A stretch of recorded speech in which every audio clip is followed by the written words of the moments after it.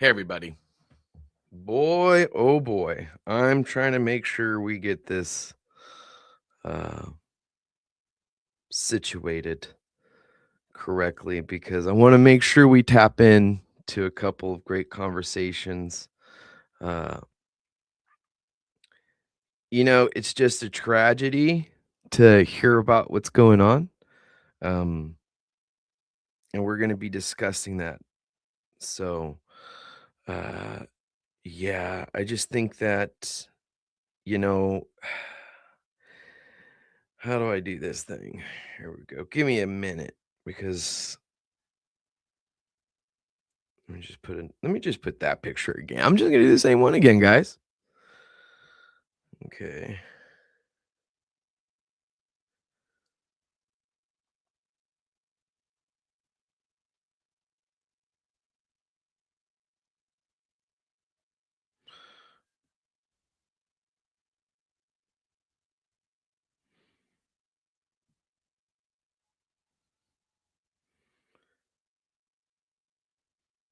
Intimidation.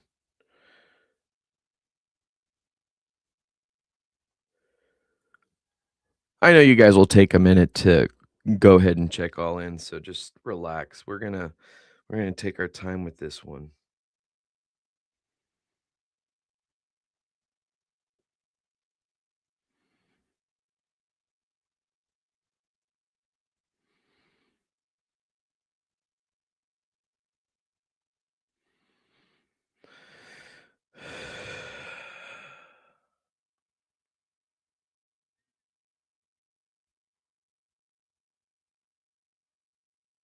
All right. Okay.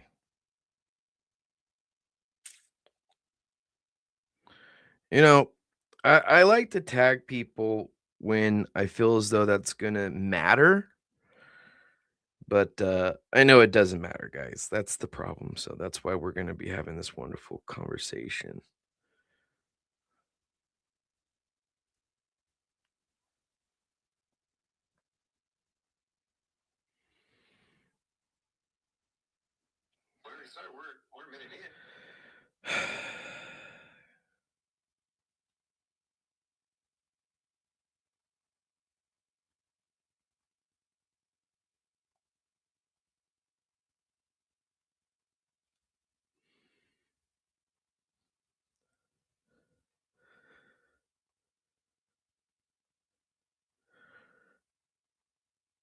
They are.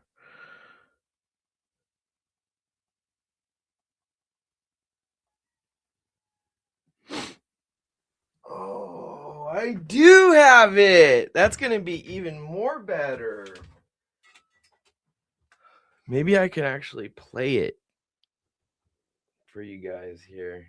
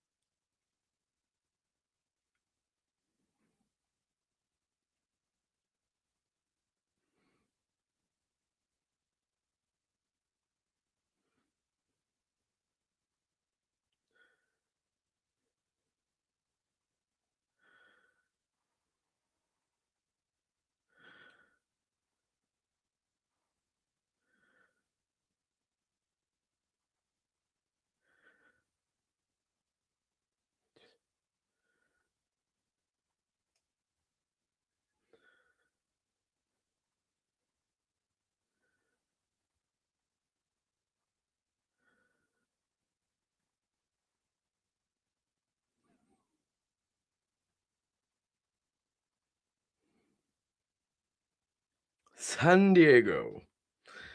It means Will's vagina.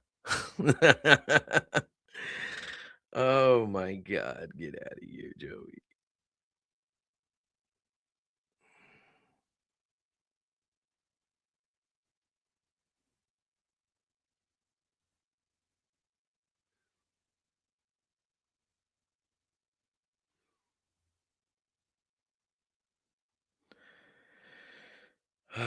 The worst part about all this is if I had another set of hands, I'd just be doing a bunch of filler right now anyways, but you know, we got a lot to discuss because there is just too much bad going on. That is just remarkably bad. And I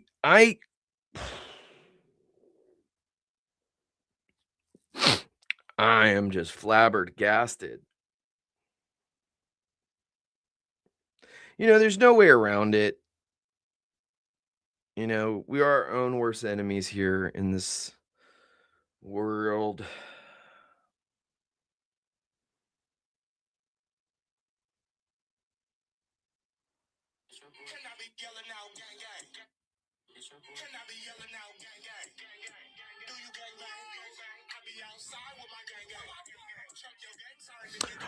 All I'm saying is, guys,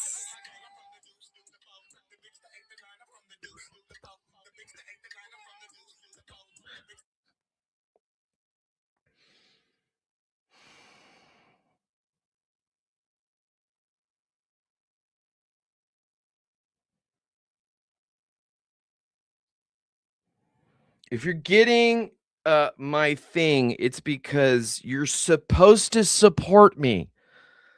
I can't say that enough. This is what we actually have a lot to talk about. I had a show scheduled today, and the young lady wasn't able to make it. Um, and that's okay. That's called life. It comes at you at 100%. I'm all about understanding and paying it forward, right? But let me just tell you what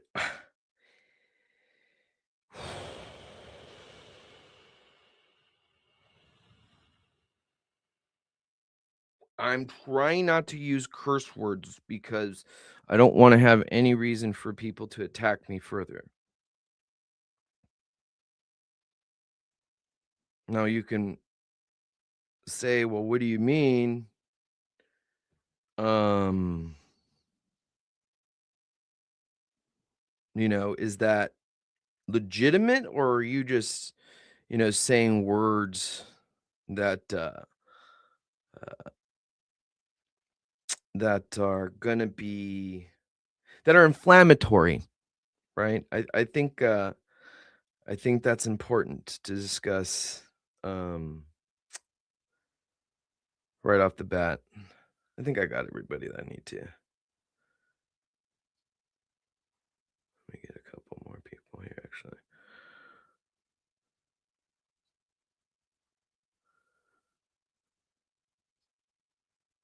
All right. Well, I made my 100s. You guys, we did it. All right.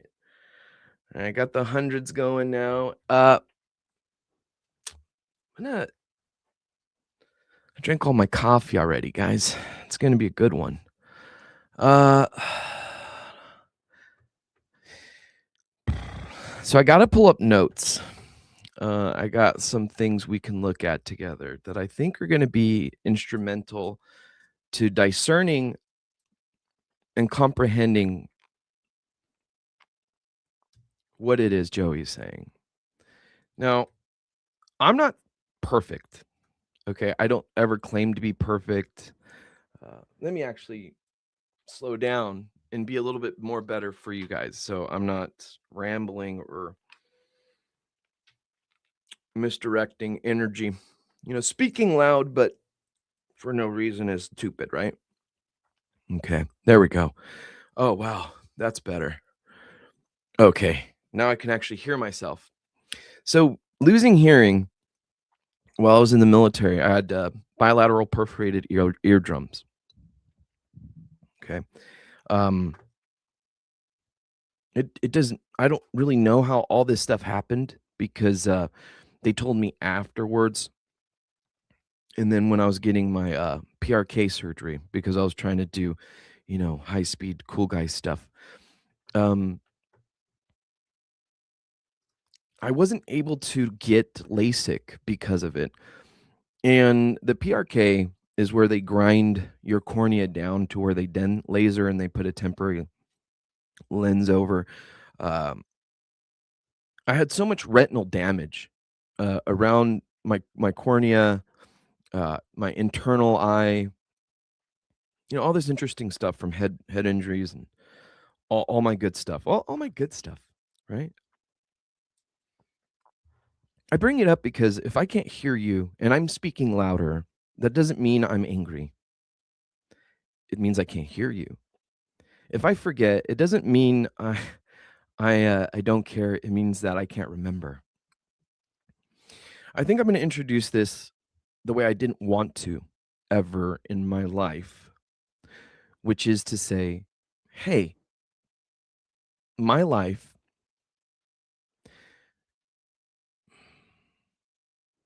it's in danger.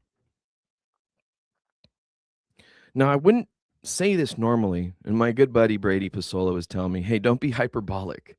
And I'm like, I'm not. I think that's the scariest part is that I'm not. I'm not uh, inflammatory in any way or sense. I'm not expanding upon or exploiting a hot ticket subject. This is happening to me. It happened to me yesterday and the day before. And when something happens to you and you stand up and you say, hey, that's not accurate. This is what happened. And your words are then taken by an organization at length, and your request to not be discussed to or by a resource that they are making mandated, um, by force, you will talk to these people or else. Uh, I always found that peculiar interesting because if you're going to force me into a situation, why are you implying that I have to, there it is, comply? Why are you forcing me into a position of of compliance under duress? Like I said, I'm not people say this about me, they think I'm hyperbolic, and I laugh because I joke a lot, sure, but sometimes I'm telling you guys very serious shit, and you guys think it's a joke, and I go, "Yeah, I know, but it isn't." Several years ago, I go to the VA to discuss something with my provider. Try not okay, I'll share this to a couple more people because now I'm getting the shakes. Not from alcoholism, people, but, because of severe anxiety attacks that cause me to piss myself sometimes. Welcome to my life. My wife takes care of me since I started falling in 2009. When we first met, she saw me fall for the first time. Well, not the very first day, guys, calm down. But when we soon got married, I didn't realize what was going on with my body, and I drank to cope. Um, I drank a lot.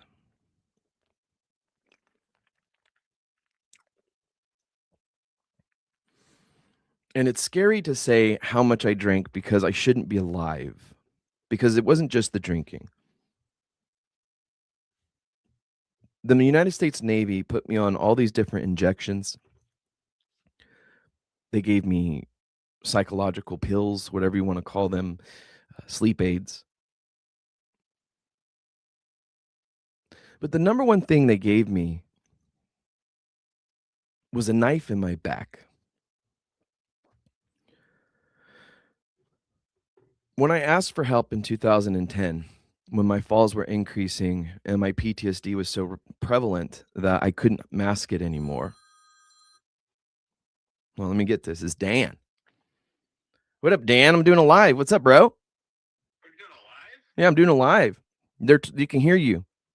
Oh, I was just calling to check in on you, man. I think we were supposed to link up earlier this week, and I have a few meetings today, but I wanted to talk to you about them after.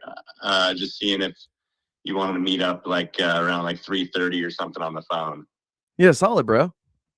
Okay, yeah, I'm meeting with the Red Horse Mountain Ranch there, and we partnered with this equine therapy nonprofit that works with veterans. We had a meeting the other day, and they're 100% on board. So the equine therapy, that's all locked in. We're just linking them up with the ranch, and then I'm talking to them today about what they need and stuff. So I'll give you a call after work, and we'll go over the details. Solid, brother. I'm fucking stoked. I'll come watch you live. All right. All right, see ya. Hey. That's why I pick up the phone. I'm talking about the shit that's about to make me cry. And Dan's like, hey, motherfucker, that thing that we've been working on for months is actually working out, and we got a ranch to do everything we've been talking about to do. Beautiful. In the midst of what I have to present to you people about my life, right? I guess we should just fucking fast forward, because if you really want to know all my diagnostics, my historical past, all the gay shit that makes me want to cry because it's just horrible. Well, here's an update. It hasn't changed. That's the problem. And I guess I'll just lean right into it.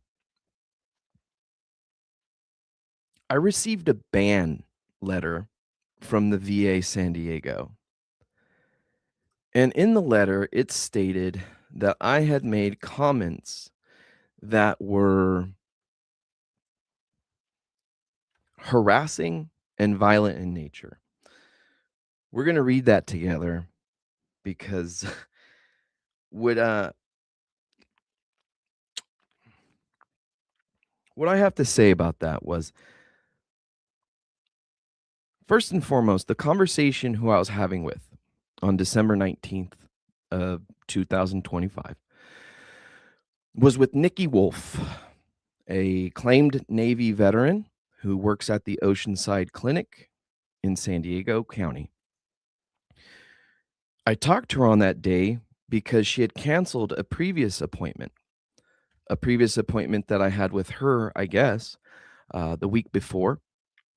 And I rescheduled with her very amicably. When I did that, I didn't know what this appointment was for. When we finally caught up in late afternoon, I believe that following Monday on the 19th, whatever day that was, we spoke for quite some time. And I will do my best to remember to play a clip of that right now for you, because I find it important that the totality of a context within a conversation is well understood. Because what I was trying to really relay back was that I'm so significantly disabled that I have not been able to work since 2011. Technically 2010 at full duty, but definitely when I was medically hardship transferred to NMCSD San Diego under the direction of Admiral Forrest Faison, who's probably going to be on the show soon enough. I didn't know what to do. And as a young man, freshly married, asking for help, I was treated so vilely that I thought it was going to end at some point. And it didn't. All they did was drug me and put me into this drug-induced zombification that was clinically and chemically unnecessary, degrading, and harmful. 15 years went on of this, transferring out of the military, registering for the VA, and trying to get appropriately compensated and recognized for my service disabilities. I wasn't able to continue service because I was so disabled. I was taking handfuls of pain medications every day prescribed to me by my providers and injections every week. I pushed my liver beyond and above. That's the reason why I'm surprised drinking didn't kill me. I took sleeping pills and drank. I took psychological pills and I drank. And I told my doctors all about this. They never helped me. They pushed me to the point where I had to talk to Admiral Faison face to face during an admiral's call, and that got me transferred. I thought that was going to help, but when I got to that command, they further shoved the knife in, trying to go for the kill. I'm not an easy man to kill. I'm not an easy man to defeat because I do not walk this world by myself. I walk it in the light of Christ. If you know me, you know two things. You really don't want to fuck with me. And you really know that I'm here for one thing and one thing only, and that is to serve God. If you get in between that, it's not me doing anything. I haven't done anything, and I will never do anything but speak to the volumes of which the circumstances have placed me in, the consequences of which society must face in order to retain any kind of integrity or dignity, whilst also battering and beating and abusing a disabled combat veteran, a 100% permanent and toiled disabled veteran. See, a lot of people get that title nowadays, and that's the reason why there's so much discussion about the culture in the VA. Washington Post writes about it. Veterans discuss it openly. Navy SEALs, Delta groups, all these guys, they, talk about it, but they don't speak to it from any place of experience. I've never heard anybody besides Combat Craig do that, and I think he killed himself. So what I'm saying is, if I'm doing this show for 13 years, 14 years, however many fucking years it's been to save my own life, and throughout it, I have recorded just about every single meeting, appointment, conversation, record input, uh, anything and everything I can in order to report and observe exactly what is going on with me. Now, I don't like talking like this to you people because you are deserving of entertainment, love, and empathy. But when I was watching a live today with Zachary Faust, he's going to be on the show on Friday. He was discussing, I can't remember if it was Minneapolis or Minnesota, somewhere. A lady was shot and killed by a police officer. And the circumstances, they're questionable. And if you think that they're not questionable, you have to ask yourself, why don't you ask questions? And if you do ask questions, you have to ask, why am I asking questions?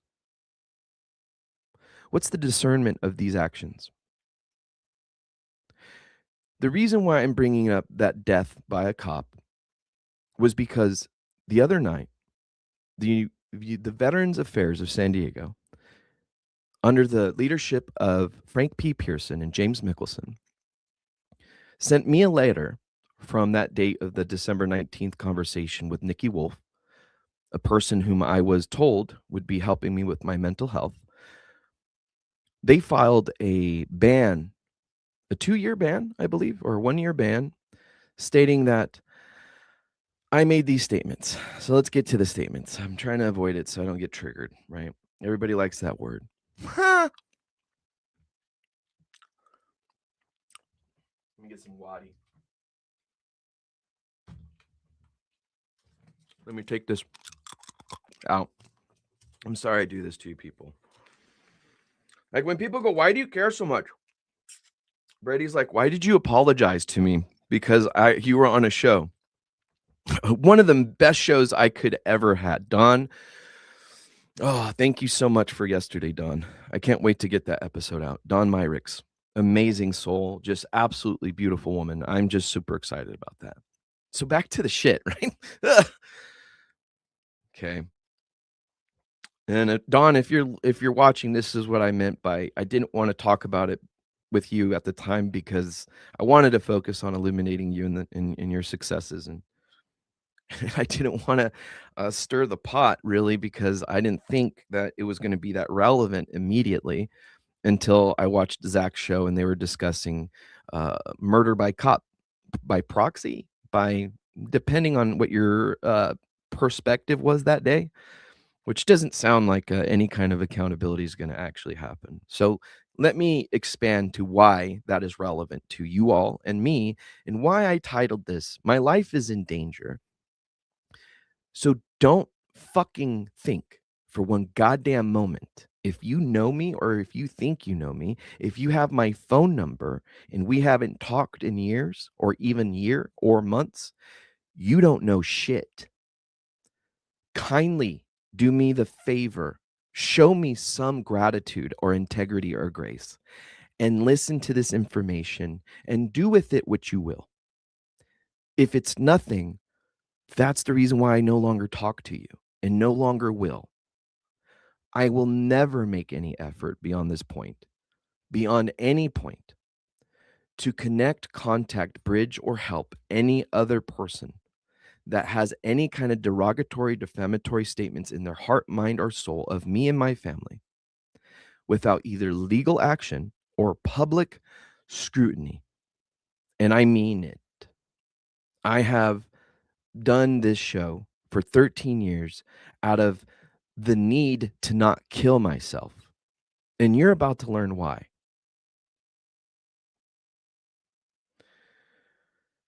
Dear Mr. Martinez, let me get this over here a second. Like, I can read it. Okay.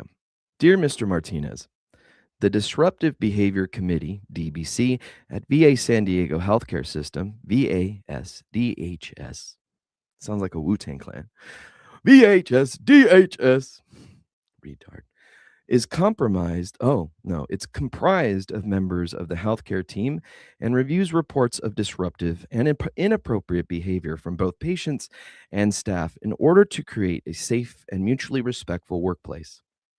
The DBC received a report on December 23rd, 2025, concerning your disruptive behavior.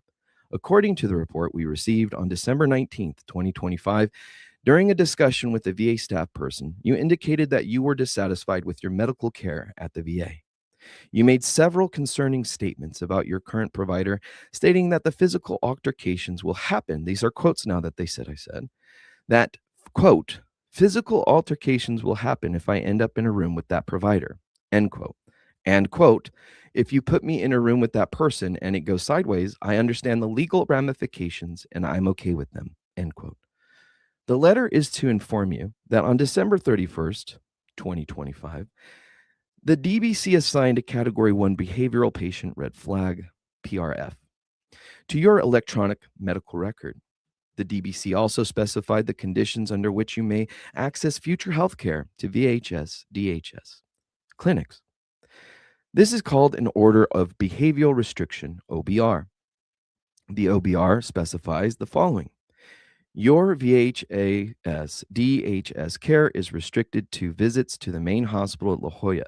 You are restricted from receiving care at any of our community-based outpatient clinics or CBOC. Note that the restriction only affects face-to-face visits. You can continue to receive telehealth services through VA Video Connect, VVC, with any provider you are currently seeing. You must enter the facilities through the main entrance only and proceed directly to the VA police office. The VA police check-in window is located on the first floor near the information desk. Okay. I don't know if that was this one or this one. I don't know which direction to read this in, actually. Martinez Joseph Richard, you are required to check in first with the VA police upon arrival to your scheduled visits at La Jolla. You are required to be escorted by police at all times while on VA grounds. If you are in need of an urgent evaluation or emergency department, you must notify the check-in clerk that the police must be notified you are present in the emergency department. With the exception of ED visits to the ED or urgent care needs, our visits to laboratory or pharmacy, you are currently restricted from making any unscheduled visits to the premises of VHS, DHS clinics. You are to arrive for appointments no more than 30 minutes before the appointment time, and you are to depart the facility promptly after your appointment has concluded. You have concluded any required visits to the pharmacy, the lab, and so on. H. In category of 1 behavioral patient red flag, our electronic medical record will serve as a reminder to staff that there are restrictions on how you are to receive your care. There already has been, dickhead. Your PRF will inform staff that you must check into the VA police offices in La Jolla before going to your scheduled appointments. Your PRF and OBR will be reviewed again in December 2027. If you wish to request a review by Veterans Integrated Services Network, VISN, Director, to appeal the OBR, you have 30 days from your receipt of this letter to do so. You may request and review sending a letter to me that following address that's stating your disagreement with these restrictions and the reasons of your disagreement. The letter must be postmarked no later than 1 month after your receipt of this letter and mailed. Adrian Dollar Hyde, MD, Chief of Staff, MC11, VA San Diego Healthcare, 3350 La Jolla Village Drive, San Diego, California, 92161. Your request will be forwarded to the Veterans Experience Director, Robert Bott, who I've been talking to for over a year and a half to get help. This is going to get really interesting, folks, just so you know. Director who will create an order for behavioral health restriction case in the patient advocating trafficking system replacement PATS-R, assigning the DVC to provide critical information in the PATS-R that must accompany OBR requests and route your case PATS-R with supporting documentation to the network director to conduct an independent review of your restrictions. The network director will have 30 days from the receipt of your letter in which to review the reasons for your restrictions and the restrictions and your disagreement with them. Once the network director has made his decision, he will notify you and me, meaning the person who sent me this letter. No additional appeals of these restrictions will be accepted. It's a very important annotation there. These restrictions remain in effect during any appeal. The best way to ensure that your PRF is discontinued to abide by the patient code of conduct in all your interactions with VA staff. I'm enclosing it again for your information. The VHAS DHS remains committed to working with you and providing you with the highest quality of care. It's one of the most inflammatory, provoking, and I want to say, and just all the cuss words I want to say. Okay. But let me just tell you what, Adrian Dollar Hyde, MD, thank you for signing this, acting chief of staff. I'm guessing James Mickelson probably had to step down because of my complaints to Congressman Darrell Issa, who's tagged on Instagram. And if you're watching, thank you. You have done nothing to help.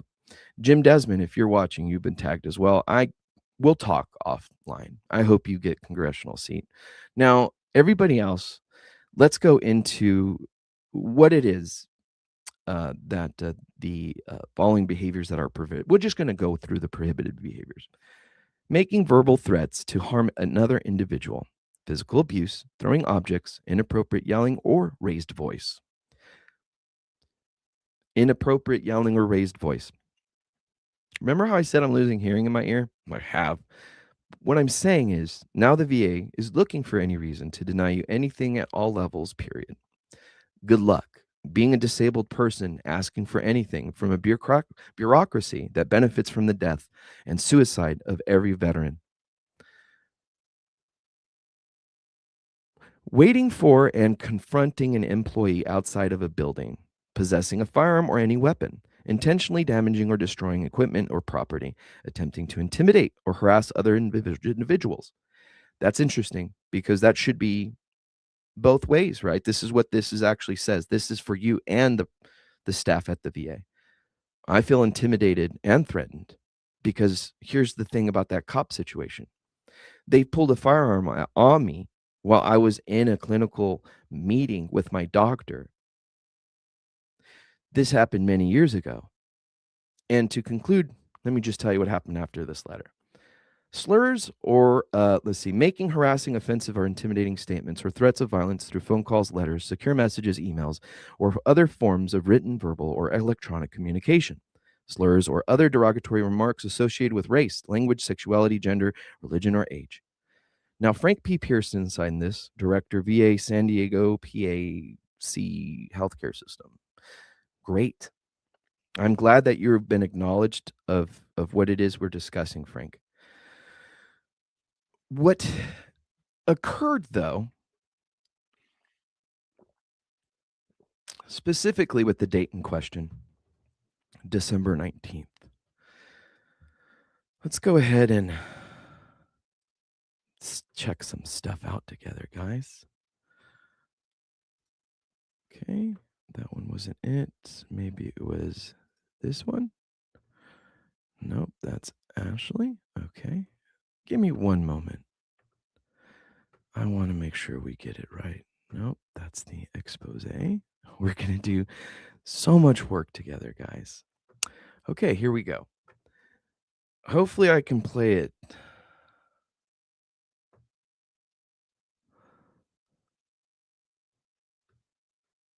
You know what? Fine. What we will do is we won't play it because Nikki, I really don't want to put you out like that just yet. I really believe that you may or may not be trying to actually help me. So let's go into the conversation just a bit. Nikki called me the day a week after she was supposed to talk to me after canceling an appointment with me. That mental health appointment for her was supposed to occur since September. For me, it was supposed to have occurred since my last fall in August the past previous year, so more than a year and a half. Dr. Kevin Flood has been my psychiatrist for more than 11 years. We see eye to eye on a lot of what Joey is experiencing, and he understands it quite perfectly. When I talked to Nikki, she told me it was safe to tell her exactly what is causing me stress. She lied to my face, and she said that it was safe to talk to another veteran in order to get the help that I needed. By the end of the conversation, I thanked her and I said, "Wow, you really gave me a safe space to vent, and I really need these helps." She never felt intimidated. None of the words that I said were intimidating. And when we play the entire clip, maybe not today, because I don't feel as though another veteran needs to be thrown under the bus besides Frank Pearson, who is clearly attacking me, because that's exactly what Kevin Flood said. Frank Pearson, James Mickelson, the fourth floor suite or the executive suite knows my name. And they are dicking me around and fucking with me. These are his words. Positive I have it recorded. I got to dig through some stuff. Regardless, I'm pretty shit hot positive on those words. Now, do you see how a man with TBI is being pushed to a point where I have to do a procedural injunction just to be recognized for care? My words were used, manipulated, and twisted into saying that I said I would do something. What I said was, I was in a position where your doctor was intimidated by me for talking to them. They pushed a code green, and a man with a firearm came into the room and drew it on me. If it comes into your direction, officer who just shot that woman and wherever that was, what would you do? Now, me articulating the fact that if a weapon comes into my direction, what I would do, because now I have been assaulted for the second time by the VA. This is a hypothetical situation that I said I will never allow myself to be put back into because of the brute force, the abuse and the neglect, and the absolute defamation that your staff, including Dr. Skalitsky, Dr. What's her name? We're going to get all the doctors, but that's the current one. Dr. Bell, Carrie Ann, all you people that are helping me, you're not. Dr. Sharma, when she said, "Hey, bud, I got it worse than you," I said, "Okie dokie, I bet you do." And she no longer works for the VA. Now, here's the interesting part of this all. You might think, oh, Joey's being hyperbolic. Eat a dick with AIDS on the tip. Goggle it up. I've been working for 15 years just to get better so that I can perform, so I don't behave in a way that anybody can say anything to me about anything. Now, what I'm saying as a free American citizen, when I articulate the trauma that I have had happen to me, and somebody reads that record and says, I'm making threats, understand that this was a retaliatory attack to me and my family because I've complained about Frank a lot to the White House hotline. I've complained about the VA San Diego a lot in the past 15 years. And in fact, I made 2 OIG reports just this past year, a JACO safety report and over 20 reports to the White House hotline because I don't want to kill myself like Frank the chaplain at the VA, the suicide prevention team, Robert Bott, and everybody at VA San Diego clearly want me to. Now, you're saying contact veteran service organizations, they'll help you. Look, all you got to do is put in information. No, that's not how it works. When I applied for a HISA grant so I can have my wife wash me more comfortably so I don't fall in the shower because I need help washing everything. Thank you. I'm in a wheelchair now. You're much appreciated for your condolences there. What I'm saying is my wife's been washing me since 2011. When we got married, she started doing this role as a hidden helper, a caregiver that doesn't get recognized by anything or anybody. And yet her service is leveraged and exploited by the VA, by organizations. We'll reserve titling every other one of them for right now, but we have evidence that for the past 7 years, I've reached out to every veteran service organization, every representative that's responsible for anything, and even the ones that aren't. And they sent me letters saying, "Hey, we can't help you, bud, but we really hope you get it situated." Okay. All right. This is what I meant, Nikki, by when the gloves come off, I no longer have to abide by your rules. Public court is now in session. When I reached out to Congressman Darrell Issa's office, there's a gentleman named Dre. He was a Navy veteran as well. He was as valuable as a headache. Didn't file the forms in time, didn't notify me about any updates several times. And before I know it, Frank Pearson enacted a new policy to where if you inquire through Congress more than twice or anything subject matter that they identify as 2 times you've inquired about it, they no longer have to speak with you according to their observation and perspective and application of federal policy within the PACT Act and Mission Act.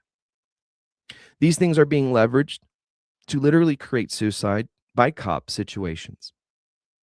The reason why I know this is because after I filed a complaint about the letter I just read to you, after I read line by line my statement of the recorded conversation with myself and Nikki Wolf, the Oceanside person of interest who assumedly filed a report on me, then I get a non-due process punitive action taken against me for the very help that I've been asking for 15 years, let alone the last 2 years, consistently, with over 300 documented recorded conversation hours, 75 to 90 emails with Mr. Robert Bott, all of the staff that is in obligation to assist a severely disabled combat veteran that is rated at 100% permanent total, that is in the need of aid and attendance, regular aid and attendance of expert level medical care. Me and my wife, we did the price point. It would cost the people of this nation close to $350,000, $400,000 a year to take care of me. I have a leaky asshole because of a procedure that I almost died from when I was in the military in 2008. So I shit and piss myself all the time. My wife has to clean it. Now, when I have my falls, people, I don't just fall. I go into a debilitating, wrenching scream. And my children see it. And they ask me if I'm dying. And I don't know. I've lost close to 40 pounds in a year. I've nearly killed myself more than 4 times. My wife has talked me down from suicide about 6 times this year. And of it, when I call the crisis line, they can't help me. So that's the reason why, after I lodged a complaint with the White House hotline this time with a supervisor named Sal, and I articulated that you need to really read the 20 other complaints in order to understand what it is I'm complaining about now. All of these individuals in San Diego, if you care about veterans, you should really care about this, because the only thing stopping me from becoming a statistic at this point in time is to highlight the evidence that of which I've collected for 15 years, to illuminate the stars in the story, like Frank P. Pearson, and to show you exactly why he touts his 5-star rating in the hospitals around the 45 hospitals here in San Diego. Because it's camouflage. It's redirection. Him and James Mickelson were on the tout for a liver research project where they harvested more tissue than they were legally allowed to, and exploited disabled and injured combat veterans and veterans of the like that were seeking assistance and care. When I read about this, it was the most vile, the most upsetting, and concerning situation. But it was non punitive, it was simple disgust. However, when I read about this SPT team here in San Diego, to include Dory Beth and a couple other people, I think her name was Melissa. Really great to know these names. What I can say is they just sent me a letter that they have sent me already that says, here's phone numbers to call when you're in crisis, which I have all of them called. And here's an electronic hope box. Somebody got subcontracted for millions of dollars for that electronic hope box. I'm not asking for money. I'm asking for a doctor to read my medical record. And in that request, for the past 2 years, I've been transferred 4 times to 4 different providers, I want to say, maybe 3 total, of which none of them read my pertinent medical history, although all of it is from the VA, and my military history record, medical records. None of it is from an outside external source. So there's no, I'm playing a game trying to get my benefits. I'm already 100% permanent in total, but that's the problem. People think that that's the finish line when it's not. The PCFC program is scrutinized and is within a lawsuit because of this practice of manipulation of interpretation, application, and policy. Try to apply for that program. You won't qualify. Nobody will. But they increased the budget by $4 billion. 90% of their participants were removed, and for reasons like myself was, I watch American Dad. Seth MacFarlane, I think you're asking too little from your people for your shows. You should ask the VA for a couple billion, my dude. You'd be good because you saved my life according to them, not my wife and caregiver for 13 years, whom of which we enacted the American Dad protocol, where when I am having crisis, we go to the bedroom, we turn up the TV loud enough for my children not to hear me crying like a little bitch.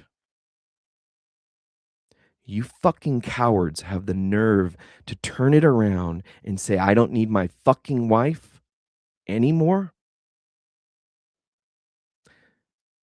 Now, let's go back to the statements they said I made. They said I would harm somebody in the room. They made up a fictitious name because I didn't make up a name. They said, if you were in this room with this person, what would you do? I said, I wouldn't be in that room because of this. I would not put myself in that circumstance because I refuse to lose my shit or do anything negative to anybody. We will listen to the entirety of the conversation next time because we're going on and I really need to hit a couple more talking points. After I filed the complaint to the White House hotline with the supervisor named Sal, I refused any follow-up care, crisis line conversation, consultation, or any of the like.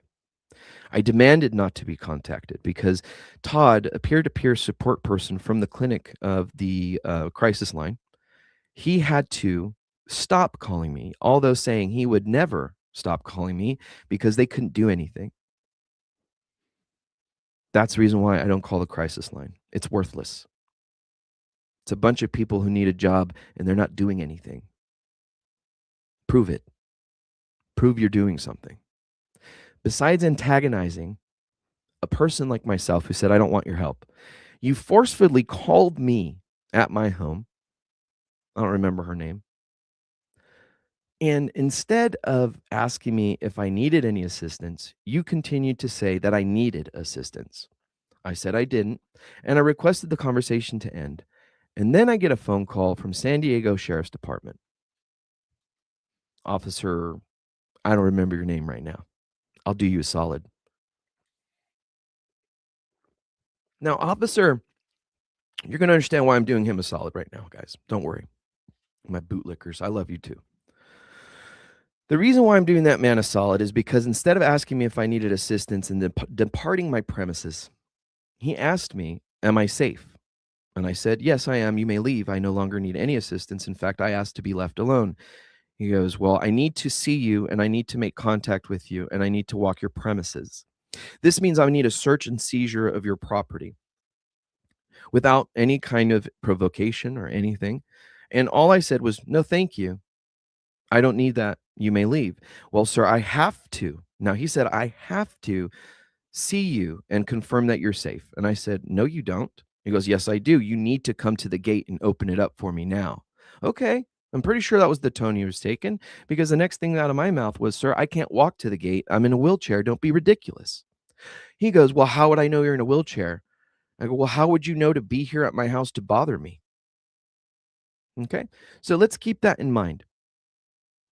Then I said I no longer think I thanked him for his service, his consorted efforts, and his concerns. And I said, I no longer need your assistance. You may leave. Do you think he left? No. In fact, I'm pretty sure we might have it on camera that instead of leaving, they positioned themselves to walk across the fence line to see if they could enter my property. Now I'm on the phone with the so-called crisis line person here for my safety. After calling and complaining about Frank Pearson and the San Diego VA for banning me after 2 years of asking for help and filing VA OIG complaints. This is called retaliatory punitive action. Here's San Diego Sheriff's Department with firearms in my home trying to breach my gate to talk to me about my safety. Does that sound like safety, folk? It sounds like suicide by cop setup, or murdered my black children setup, or shoot my black Mexican wife setup. Yeah, you want to play race cards? Everybody's talking about race cards. Here's some race cards. 40% of the PCFC program that were let go were primarily black or Mexican. That's it. The majority of people being let go from all these programs in the VA are black and Mexican. You don't get to say whatever it is you're doing isn't based on race when everything you're doing has an outcome based on race. I'm not a racist expert. I'm not a racist. I'm not a person of Jewish descent that can articulate anti-Semitism or Semitism or of the like. But when you push buttons, brother, I can tell you which ones you're pushing and why. So the police officer didn't leave after requested. I stayed on the phone line with the crisis line lady for about another few minutes, and I kept requesting for them to leave. You need to tell them to leave my property. She continued to tell me, well, she can't let them do that until I could prove that I'm safe. So, under duress, I complied with her orders.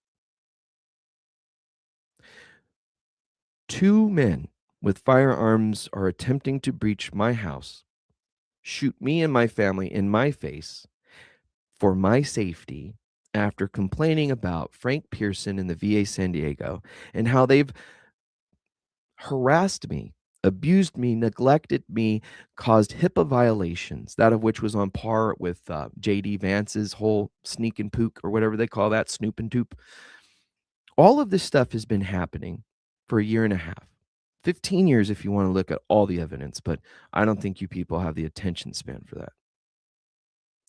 So at the end of it, I'm on the phone proving that I'm safe when I'm not. I do want to kill myself, and now I have to lie to you in order to remain alive.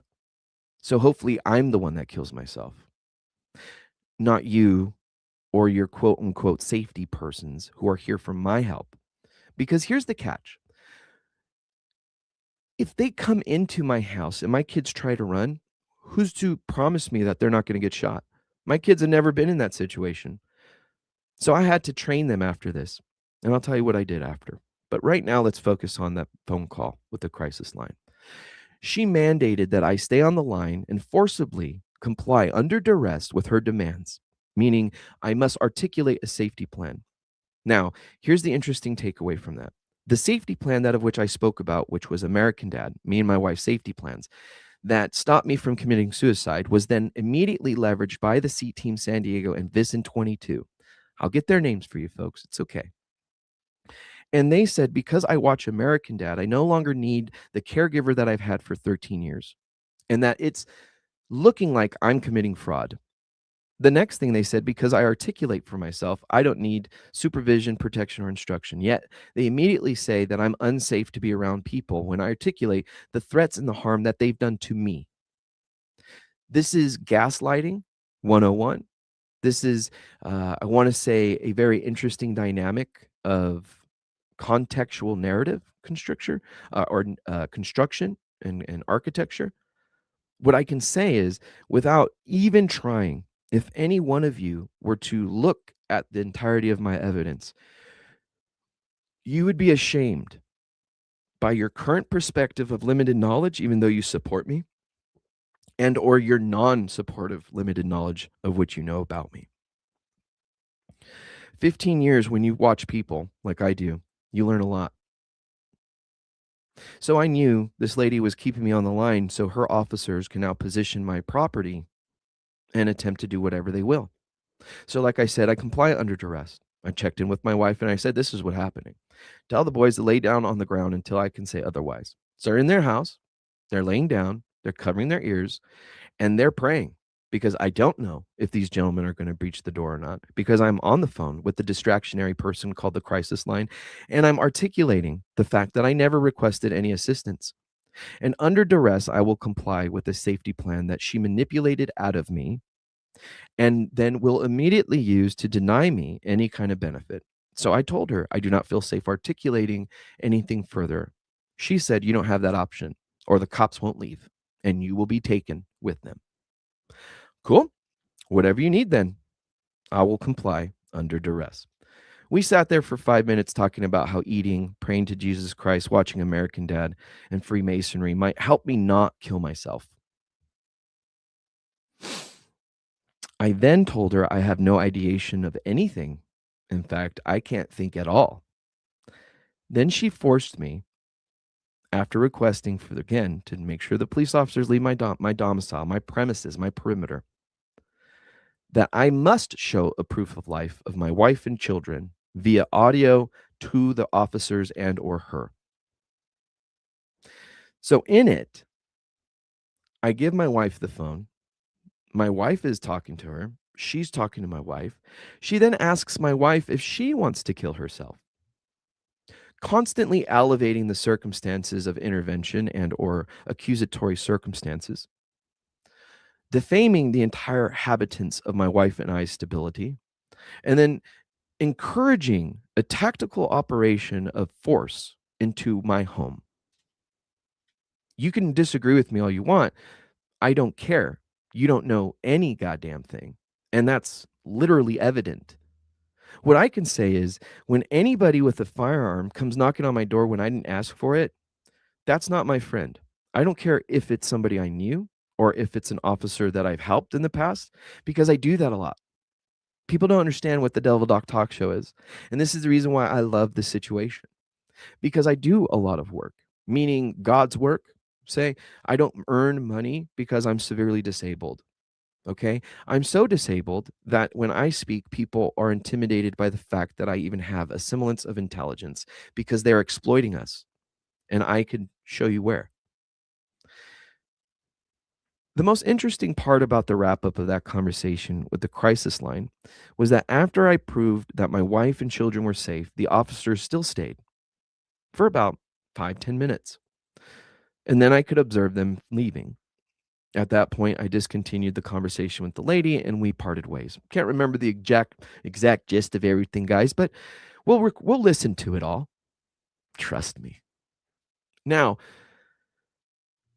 moving forward, it was a difficult evening. My wife and children were in excruciating fear. I didn't say anything. I didn't tell them, hey, cops do this to people, dot, dot, dot. I just said, hey, I don't know what's going on. Get the kids into the center of the house and get low and stay low. And if anything happens, just put your head down face first and your hands like this over your ears and pray. And if you're told to do something, do it as slow as humanly possible before you put somebody in fear for their life. As a 14-year-old little black boy, or an 11-year-old little black boy, or a black woman who's just taking care of her combat disabled veteran at their home here in Valley Center. Thank you, my community. You've proven yourself exactly what I always perceived you to be. Now, what I can say is, at the end of the day, what were their intentions? I'm not going to assign to malice what I could then easily regard as ignorance. I'm not going to say the officer killed that lady the other day or to this morning or whenever it was on purpose. But did you notice that nobody's asking the hard questions as to how did we get to this place where officers are intimidating a whistleblower at his home after filing a report, after filing OIG reports, JACO reports, safety reports, okay?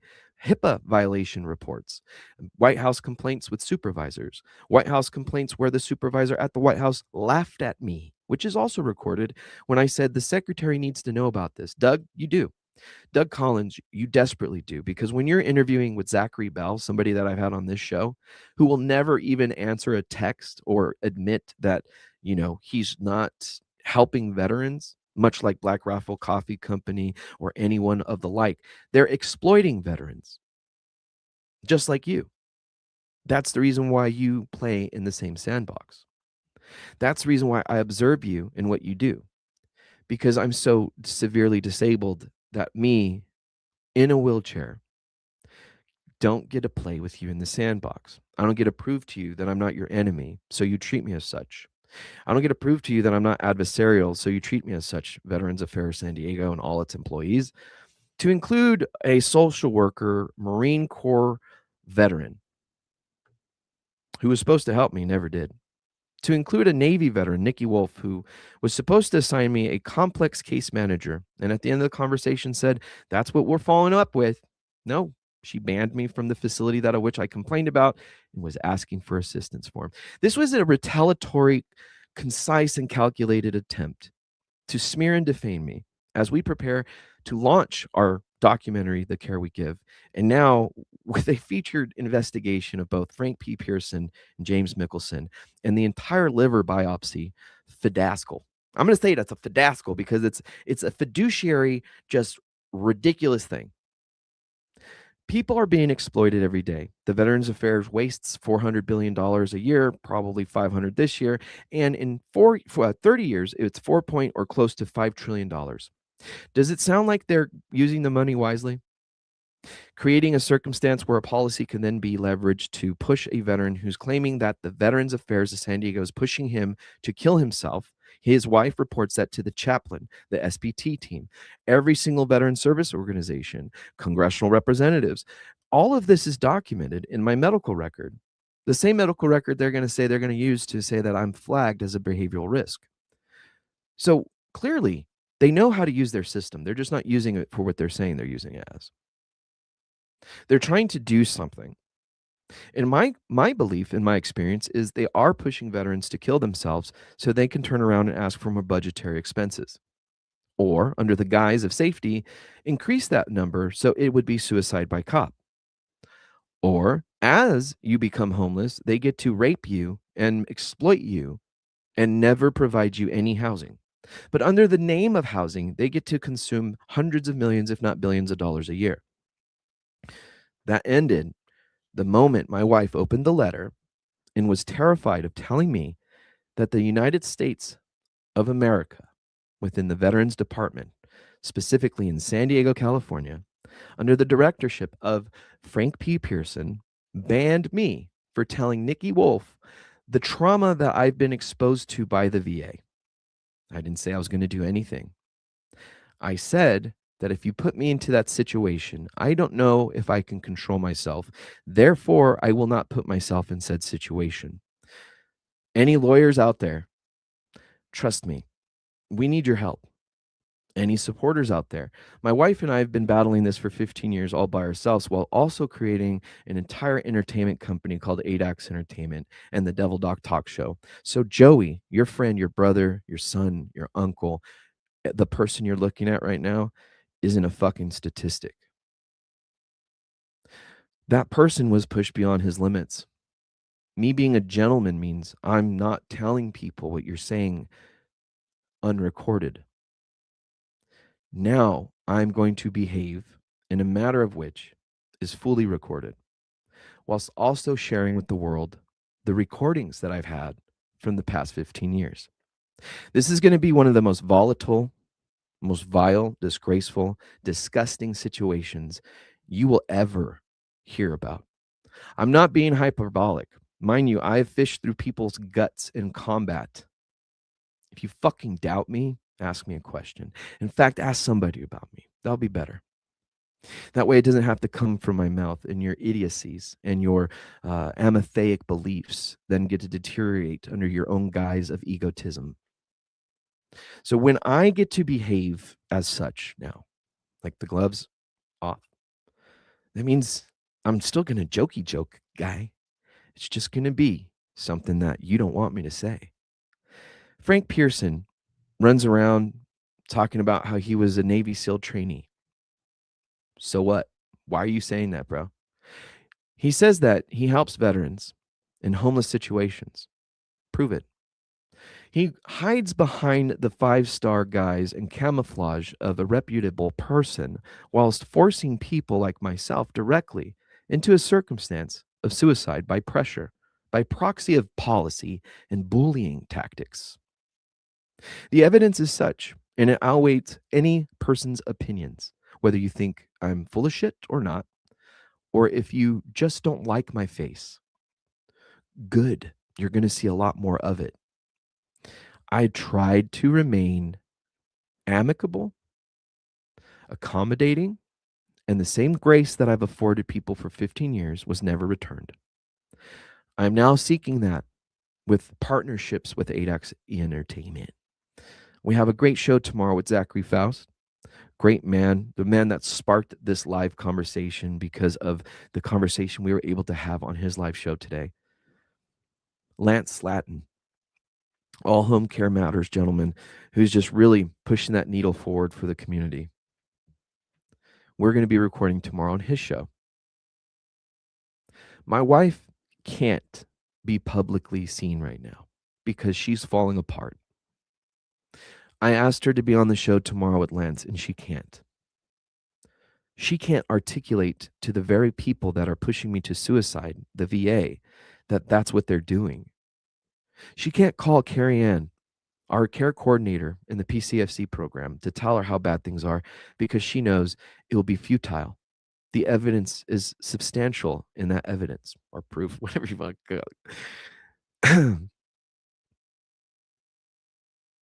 I'm coming from a place of love when I say Robert Bott, as the Chief Executive Officer of Patient Experiences, you have failed miserably to conduct yourself in any way as a consummate professional to follow up, to provide any kind of understanding to your colleagues or staff, and to instigate any outcome that would relieve the pressures that are pushing me to suicide. You are definitely one of the persons that are included in pushing me to suicide. Now I can even say you're included, all of you people, Nikki Wolf, Frank P. Pearson, James Mickelson, the entire staff at NMCSD San Diego, Oceanside, and the Escondido Clinic. When you lie about a man in his medical record and he abides by truth and he has evidence and you retaliate against him to this point, the world will see it. I'm not trying to protect you anymore as a good Christian who's simply saying they made a mistake. I don't believe you made a mistake. I believe you made a calculated, tactical, expert, guided plan of action. You've manipulated my kindness into a form of weakness, and you have taken the ability to say you're doing something for the veteran community and exploit it while literally murdering veterans, destroying their life, defaming their entire public persona. Rob O'Neill's suing Brent Tucker right now because of the potential losses of speaking fees, whatever that means.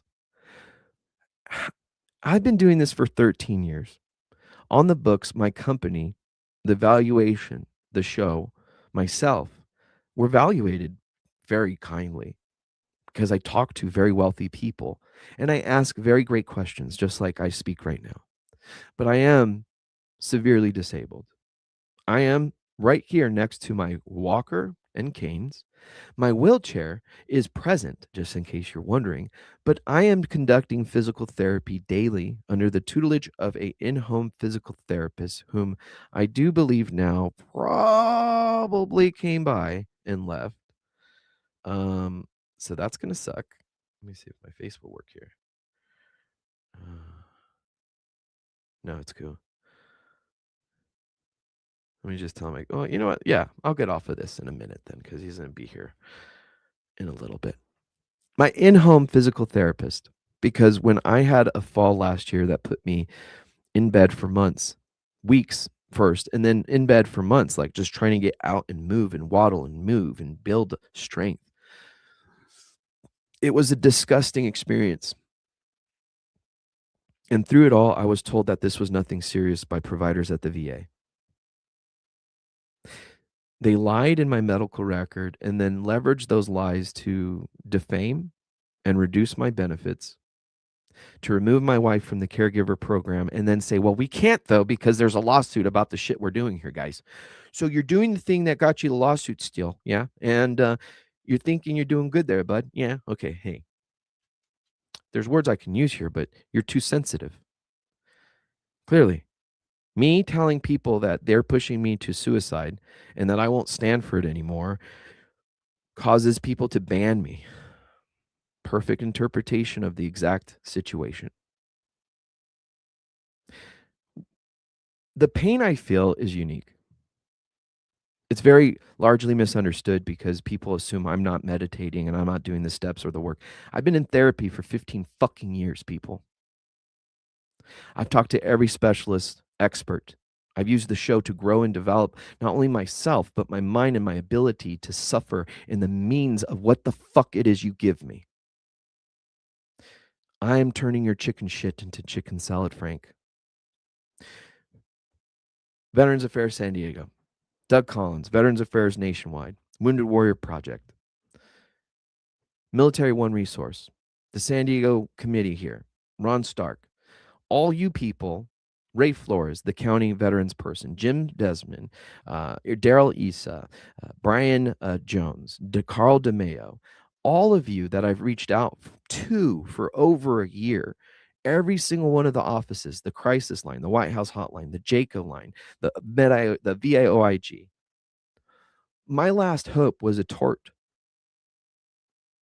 And what I was told was due to sovereign immunity, they can do whatever they want. And everything that I have to prove is technically circumstantial. And that's exactly why young men are blowing their brains out or killing themselves in ways in VA hospitals. Because exactly what Frank's doing and Doug Collins, they're doing it in clearly they're doing it to do something, to remove the last shred of dignity of those who served, and to show those who dare speak up that you will be dealt with by intimidation, suicide by cop, policies that make you a criminal without any due process, removal of benefits, even though you are doing the thing that you're supposed to be doing to prove you are disabled. All of this, which is now being leveraged by these individuals to say the veterans don't need something.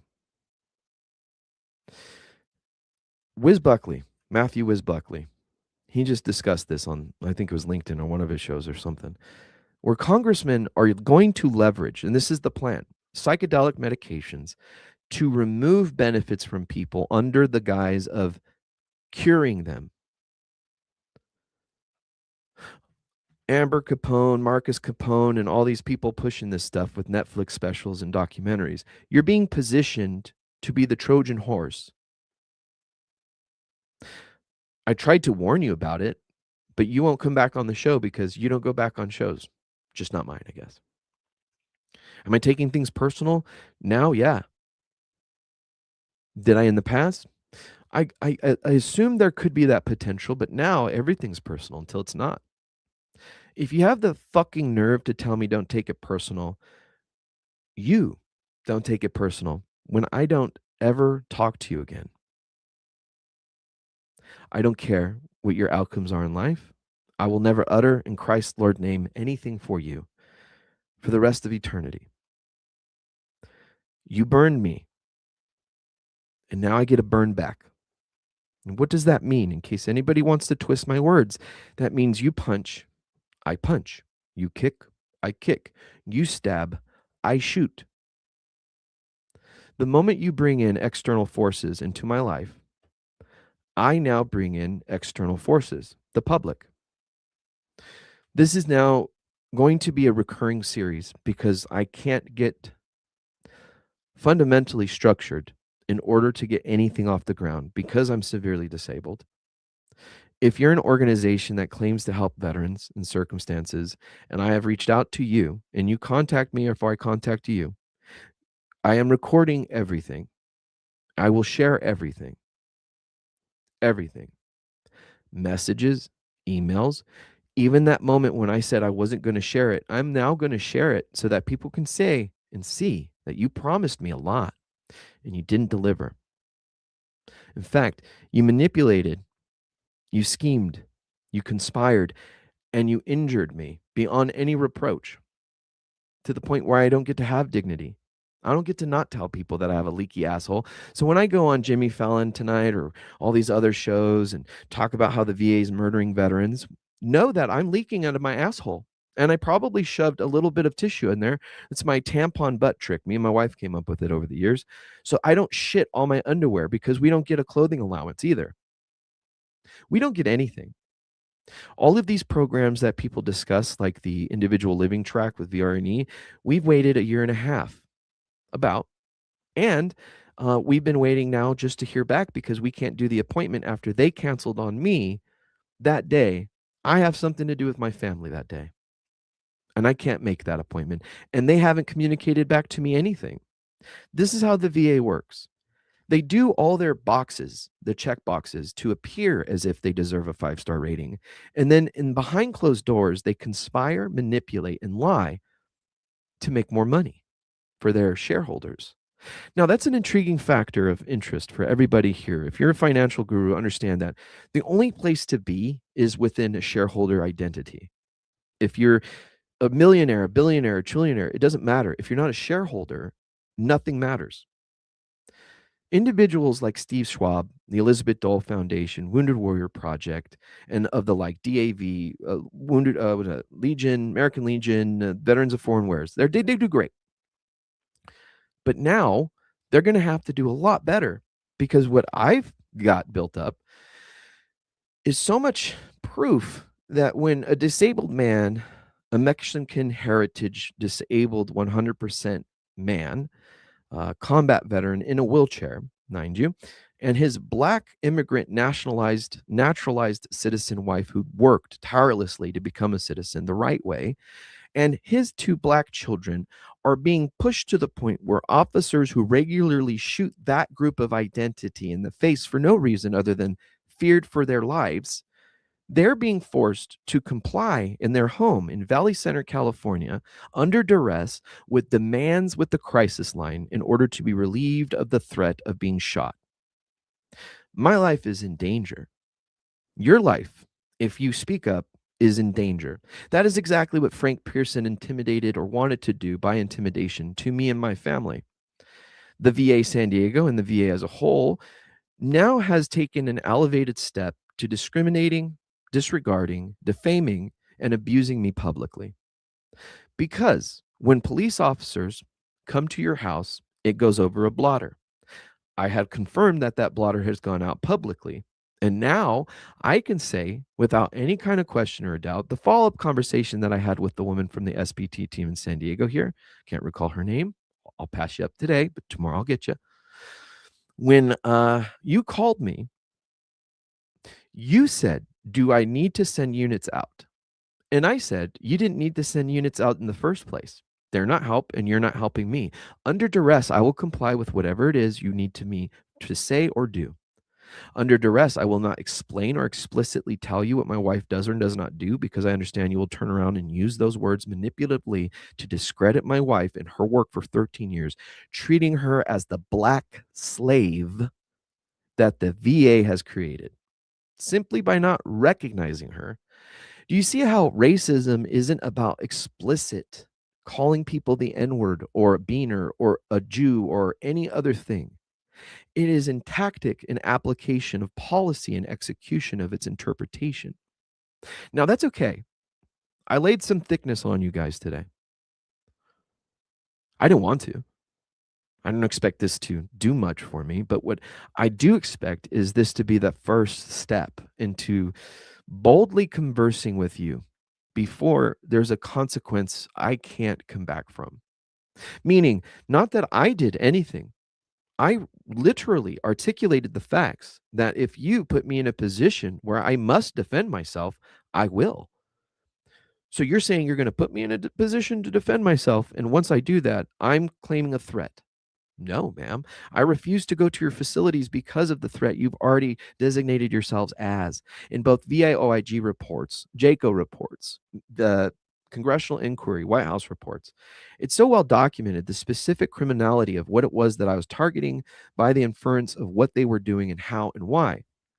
I have it assessed by expert level analysis, intelligence agencies, types persons, psychological warfare types persons, lawyers, medical professionals, because Joey has a lot of fucking friends, dog. And I never put them in a position at all of leverage because I respect them. Now I need them to stand up with me. Now I need you to stand up with me. If I went to high school with you, if I went through the military with you, if you call me friend, if you follow me, if you're watching me, if you claim to care about veterans, if you claim to care about Lord Jesus Christ, you better understand that that's under attack in my case as well, because I have articulated that my safety plan is praying with my wife. So I highly expect that to come out next review. Oh, he believes in Jesus. He doesn't need a caregiver. All right, kids. That's what we're doing. And we're going to do it all the way. This is an invitation to anybody to send the show forward, to send my point of contact forward, 760-554-3381. I will answer it. We will be recording. I will text you if you want to text. You may email me, thedevildoc@gmail.com. One more time, thedevildoc@gmail.com. We are available on all major platforms globally. And I'm not flexing, but now you guys need to know the numbers. It's important. We have millions of downloads, millions of views, clicks, engagements, whatever you want to call the important numbers for the past 13 years that are beyond what anybody can fathom one person can do, because it's not one person. It's me and my family. It's me and the persons that started the show when we were recording at Signature Sound Studio or Studio C in multi-million-dollar studios with amazing people. I've been doing that since the beginning, folk. So what do you want me to be? A Sean Ryan? I'm not a drug dealer. I didn't make my money with the CIA selling drugs in Colombia and Bolivia and turn around and say I follow Christ now and sell gummy bears. Now here we are doing shows. I'm not that guy. I never step off the path. I never will. If you know me, hey, Joey enjoys himself. He'll get drunk. He'll have some marijuana, but he doesn't fuck around. I don't. I'll fuck around with jokes and shit. And if you do it, I'm not judging you. Go do whatever you want to do with your life. Do it safely. But the moment you want to focus on me and my brotherhood and you have some names and things to say about Satan, I got some words back because I get hate mail all the time about that. That was literally one of the conversations I started with these lives about, was how I get letters about I'm a Satanist because the name Devil Doc or the Devil Doc Talk Show. And this is kind of my point. When you're mentally retarded and you have authority, there's nothing people that are actually mentally retarded and disabled can do. We say that I'm being exploited, but I don't think you understand it, because you are being exploited. The American population, you are being exploited every day you go to work. Oh my God. I'm being exploited because I need Afrin. I'm Jewish. What you expect, hun? Anyway, you're being exploited every day because the media you consume, the influence you put yourself under. Brady, it really hit me home yesterday when you was like, demons and the devil and Satan attack you. Sometimes it's not God trying to get you stronger. And sometimes you got to discern the two. Thank you. Because I kept my mouth shut thinking I was protecting people. I was doing the right thing. I was being a gentleman. I was being a consummate professional. Unlike these super tier 1 Navy SEAL, CIA, fucking all these guys that literally signed contracts not to say a fucking thing. Literally a part of your whole TSCI stuff. Or the TSCI? I don't fucking know. CSI? Fuck, I don't know. Crime scene investigators. You're not supposed to be telling people the craftsmanship that the United States people have paid trillions of dollars for free, or your own self fucking benefit. Much like you're not supposed to have a church and exploit your flock in order for you to have a plane. Do you see how these are simple measurements? There's not a profound need for me to explore further with that, because what I want you to focus in on is contacting Daryl Issa, Jim Desmond, Ray Flores, the San Diego VA, the San Diego entire committee, all the veteran affairs people. I talked to Jack Lyon many years ago with the San Diego Veterans Village, whatever it's called. I used to do a lot for the community. And when I started asking questions, I didn't like the answers, so I walked away from things. It didn't mean I didn't keep observing them. It just meant that I walked away far enough to see whom's actually benefiting from what. Now, with my 100,000 or 300,000 view up off the moon, I'm just chilling watching y'all. And I got this really great telescope called the internet. You are all about to learn what my family and I have been through for the past 15 years. If you have any questions, comments, concerns, resources that you would like to provide, sponsorship, concepts, contacts, whatever you want to do, guys, I'm open to it. I have no fear of any man. I have no fear of any organization, for I walk in the light of Christ, Lord Jesus. I stand in God's name, and I have done that since I was a young man. When my father gave me my book of catechism, when I read that Bible and my Bible in war, when I grew out of being a young man and grew into being a man, covered in the blood of the people that have sacrificed so much for our nation. It is disgusting that I have to call these people veterans as well. It's dehumanizing the experience that I've went through. The exploitation, the intimidation, and the tactic to leverage oneself is not gone unnoticed. It's been well documented. The evidence will speak for itself, because clearly I can too, but I'm not here to spoon feed you things. I'm here to illuminate you and provide you the ability to discern for yourselves what truth is. If you're too fucking lazy to do that, shut the fuck up and support me. Or don't dare ask for any pennies for whatever organization you are, for anything for a veteran. If you claim to seek to help veterans and you don't help me, do you understand that your entire donation process, the dollars of which you exploit from our community, that's my, and like Dan called right now, the Ranch Foundation's target. I don't believe that I'm supposed to unify with certain people anymore.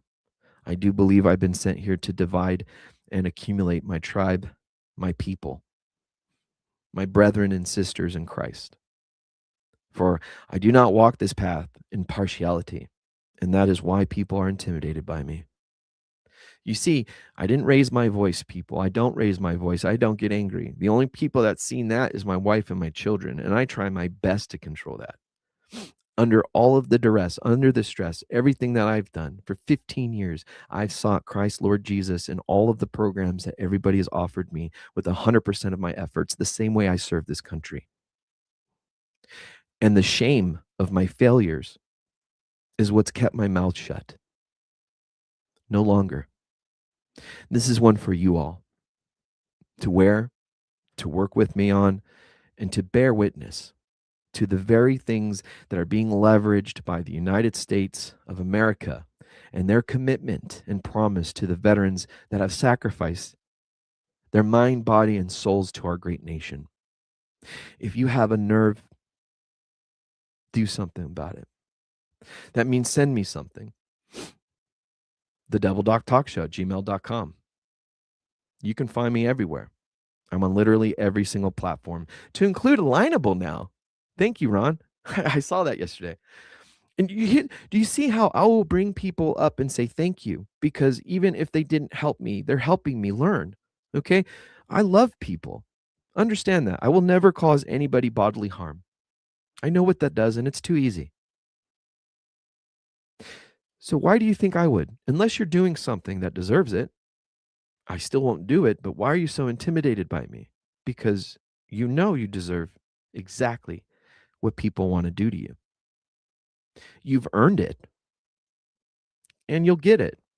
I don't know what the measure will be. I don't know whether or not it's going to be grandiose like Maduro's, whole outing and walking in pictures. I hope that the VA starts arresting people for causing bodily harm. I hope the Department of Justice is listening to this show, and the FBI, for elderly and vulnerable persons abuse in the state of California. Gavin Newsom, I hope that you prove yourself worthy of whatever presidency you're aiming for by getting your shit straight in the state, specifically with the VA, an organization that consumes hundreds of billions of dollars and can't read a medical record. It's pathetic. It's sad. It's disgusting. I live with it. I've been living with it for 15 years.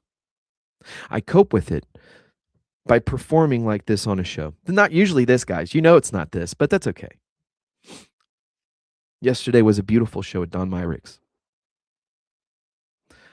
It's one of the best shows I've ever had, connecting with a person that is so dedicated to our nation and its progress, its technology, and its people.